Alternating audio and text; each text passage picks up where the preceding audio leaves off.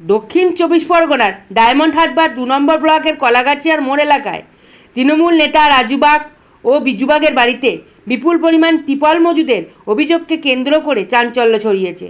স্থানীয়দের দাবি, প্রায় ৫০,০০০ ত্রিপল দুস্থ ও ক্ষতিগ্রস্ত মানুষের মধ্যে বিতরণ না করে গোপনে মজুত করে রাখা হয়েছিল।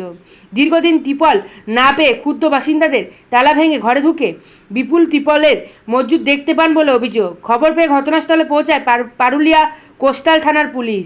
পাশাপাশি বিডিও অফিসের আধিকারিকরা ঘটনাস্থলে গিয়ে পরিস্থিতি খতিয়ে দেখেন। প্রশাসনিক স্তরে ঘটনার তদন্ত শুরু হয়েছে। এত বিপুল পরিমাণ ত্রিপল কীভাবে সেখানে মজুত হলো তা নিয়ে প্রশ্ন তুলেছেন এলাকাবাসী। অভিযুক্তদের গ্রেপ্তারের দাবিও উঠেছে। আপনারা দেখছেন বনশ্রী নিউজে।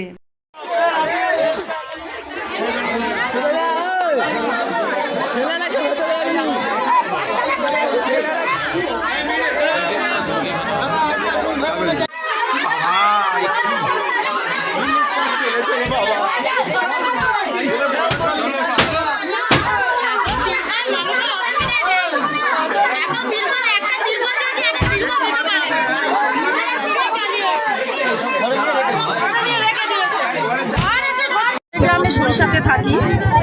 এটা শাহ আহমেদের নেতৃত্বে রাজু বাগের বাড়ি। এখানে আমি আজকে এসে দেখছি প্রায় ৩০ লক্ষ বেশি এখানে ৪টে ঘরের ত্রিপল ঠাসা হয়ে আছে। অথচ আশেপাশে যে গরিব মানুষের প্রতি একটু এদের মায়া দয়া হয়নি। যতবার এরা চেয়েছে ততবারই বলেছে। রাজু বাগ বা বিজু বাগ যাদের এই ঘরে, এগুলো কাদের মাল? এটা এই সাধারণ জনতার মাল, সরকারি মানুষের মাল, সরকারের মাল।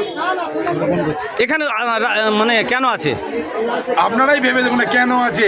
এগুলো হচ্ছে চুরি করে পরে বিক্রি করে দেবে, সেই জন্য। নইলে জনসাধারণ পেত তো এতদিনে। এটা তো আমি দেখলাম যে 2021-এর মাল